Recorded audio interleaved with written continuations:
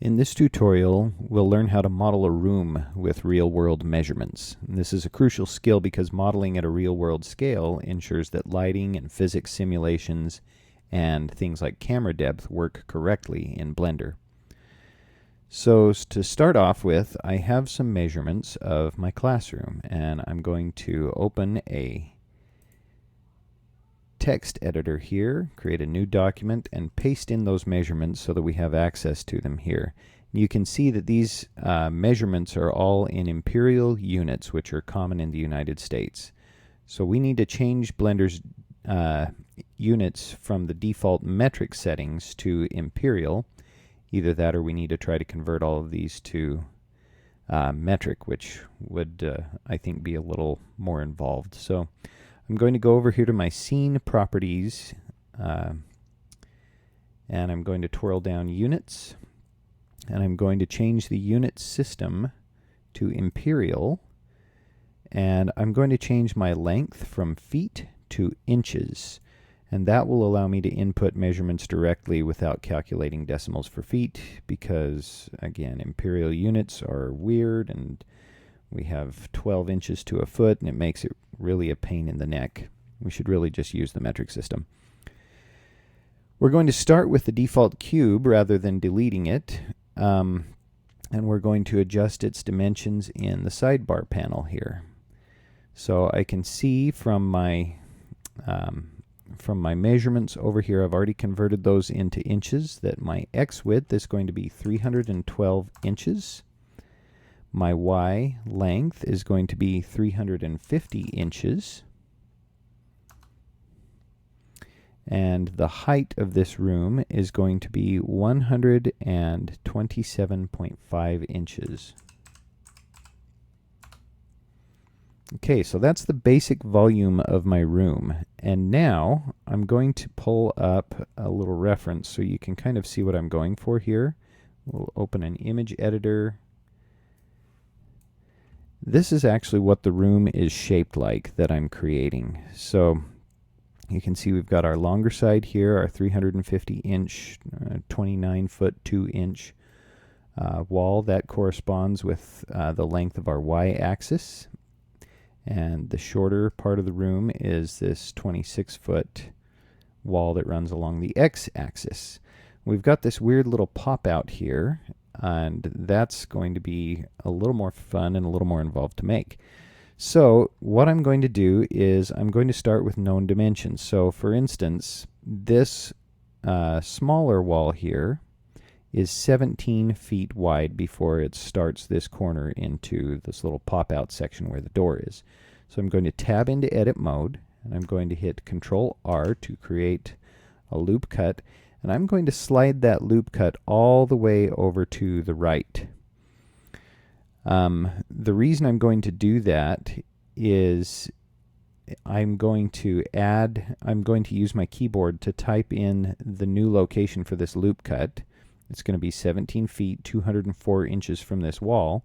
And if I start it at exactly the edge, it stops right there for me, then that ensures that my placement is perfectly accurate. So I'm going to type GX minus 204, enter. Okay, and now this loop cut is precisely where this corner should be. It's 17 feet away from this wall.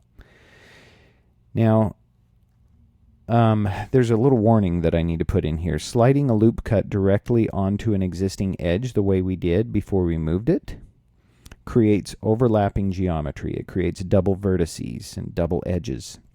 So you always have to move the loop away from the edge immediately after sliding it to 0 to avoid inside-out normals or shading errors or other problems that come from having duplicate vertices on top of each other. One of the biggest mistakes that I see students making when they start with Blender is that they start a loop cut and then they change their mind, they just hit escape or something, and instead of hitting undo and undoing all the way out of the action that they created, they leave duplicate geometry in place, and that can be a real problem. So let's work on creating the doorway. The doorway is going to be created using the same loop cut method. And since this is an angle, it's a little tricky to measure, but I have all of the information here that I need to create the doorway. For instance, I can see that the door wall is about 6 feet wide. The door itself is 6 inches from the concave corner of the wall. That's this edge here. And down here I can see that the edge of the door is 32 inches from this convex corner that we haven't created yet. So let's create the door. So I'm going to hit Control R and do a loop cut and come all the way over to the edge. We'll hit GX6 for 6 inches. So that's the edge of our door. Let's make another one. The door is 3 feet wide, so I'm going to hit GX36 for 36 inches. That's the width of our door. And we know that the edge, this edge that's highlighted of the door, is 32 inches from this corner. So we now have the information we need to create this corner. So Control R, slide all the way over, GX32. And as long as we're here, we might as well create the height of the door. It's 7 feet tall. Control R, I'm going to slide all the way down to the bottom. And GZ, 7 feet, is 84 inches. Okay, so this face right here is going to be our door, but for now we're going to highlight all of these faces that need to be coplanar, and I can see that we need to pop them in 38 inches, so GY38, enter. Then it's just a matter of selecting the face for our door and hitting delete. We'll select faces. Okay, and we now have this room modeled correctly. So let's place a camera inside the room and see what it looks like.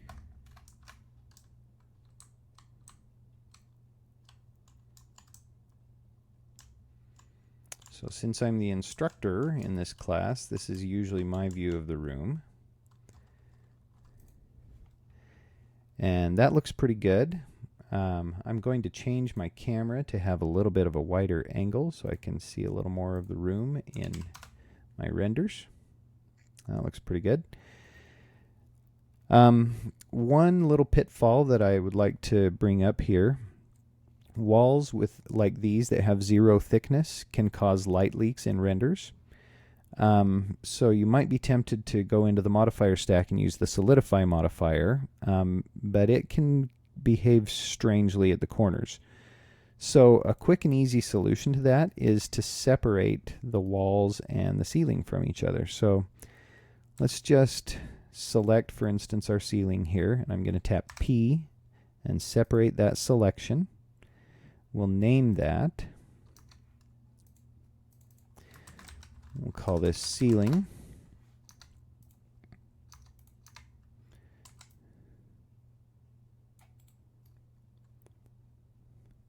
And now we'll separate this wall, selection, and this wall is going to be called wall_east.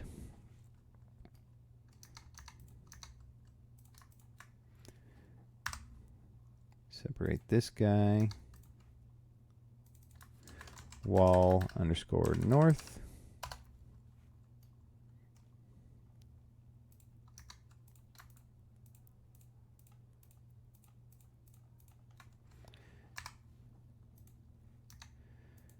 We'll call this one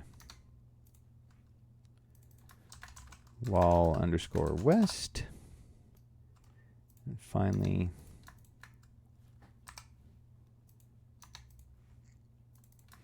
wall south. And of course, that leaves our floor. And if we do have light leaks now, we can come in here. Let's look at a rendered view. And I'm going to grab the light. We'll stick it right outside the door.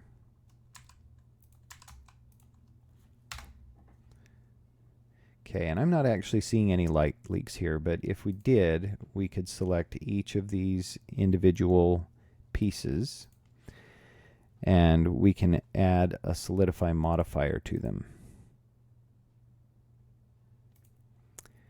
And we can make our thickness, let's see, I'm consulting my notes here. I think the thickness should be a negative value. Yeah, so you can see it was popping in there. Now it's popping outward.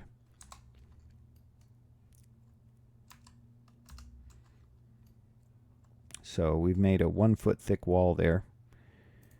That might be a little excessive, but if we add a solidify modifier now to the ceiling, again with a negative value, then it pops up instead of into the room, and it's a little more realistic.